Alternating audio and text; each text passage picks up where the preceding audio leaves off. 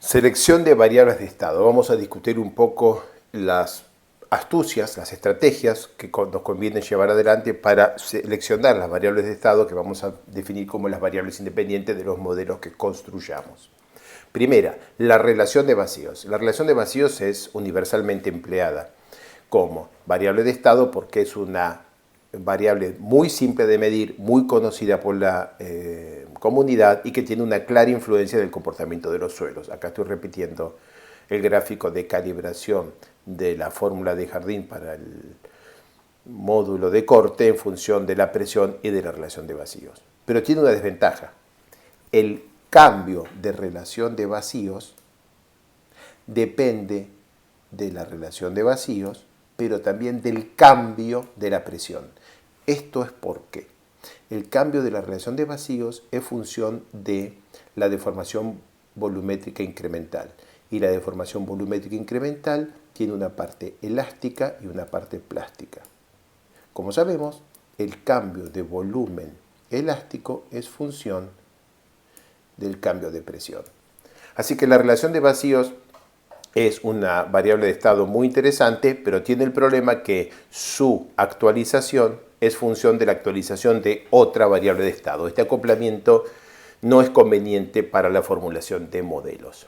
Entonces, podemos definir la relación de vacíos para presión nula. El concepto de la relación de vacíos para presión nula es que yo tengo un material con una forma y después de un proceso de formación el material cambia de forma y de volumen. Entonces yo tengo una relación de vacíos inicial y una relación de vacíos final. Pero este material tiene esta forma y volumen porque está sometido a nuevas tensiones. Si yo ahora imagino que pudiera soldar los granitos entre sí para que todos los mecanismos plásticos quedaran congelados y sacara las tensiones, el material tendría un rebote elástico muy pequeño. Ese rebote elástico muy pequeño nos dejaría un material que tendría la relación de vacíos para presión nula. Este es el concepto. Entonces tenemos que en el caso de la relación de vacíos convencional, su incremento depende del incremento de la presión. Pero si yo hago el mecanismo de definir la relación de vacíos E sub 0 para presión nula, entonces simplemente puedo decir que el incremento de esta relación de vacíos para presión nula es solamente función de la componente plástica de la deformación volumétrica, porque siempre estoy midiendo este cambio de relación de vacíos con presión nula, o sea, con un 0K. La ventaja de esto es que esta relación de vacíos para presión nula solo depende de la deformación volumétrica plástica. Y la desventaja es que hay que calcularla, no podemos medirla directamente. Aunque el cálculo es muy sencillo, debe ser un cálculo y no una medición directa. Otro variable de estado que se emplea con frecuencia es el ángulo de fricción interna movilizado.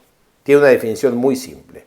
Para un estado de tensión desconocido que tenga tensión principal de sigma 1 y sigma 3, yo puedo calcular este valor del ángulo de fricción interna movilizado. De manera que si yo conozco sigma 3 y conozco el ángulo de fricción interna movilizado, puedo calcular sigma 1. Esta definición es simple y podemos usar entonces el ángulo de fricción interna movilizado para decir que si el material ahora tiene una relación sigma 1 sobre sigma 3 menor a la que sale de esta fórmula, está por debajo de la carga original, y si tiene una relación de tensiones igual a la que sale de esta fórmula, estamos movilizando ángulo de fricción interna. Estamos en lo que podríamos llamar primera carga. Desventajas de esto. El ángulo de fricción interna movilizado exige que el ángulo de fricción interna sea una constante. Y por lo tanto es incompatible con muchas formulaciones en las que el ángulo de fricción interna es función, por ejemplo, de la presión.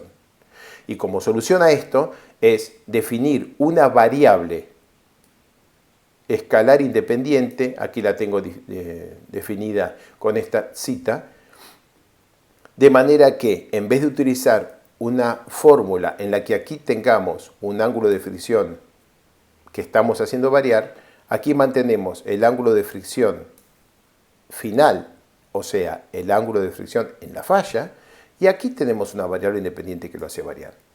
¿Por qué zeta y no phi mob?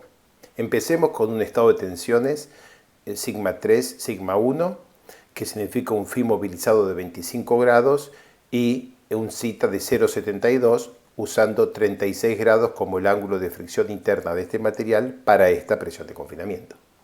Aumentemos sigma 1. Ahora el phi movilizado es 30 grados y ahora entonces este coeficiente este variable de estado zeta es 0,85. Como tenemos la misma tensión de confinamiento, tenemos el mismo valor, 36 grados de phi. Seguimos aumentando la carga.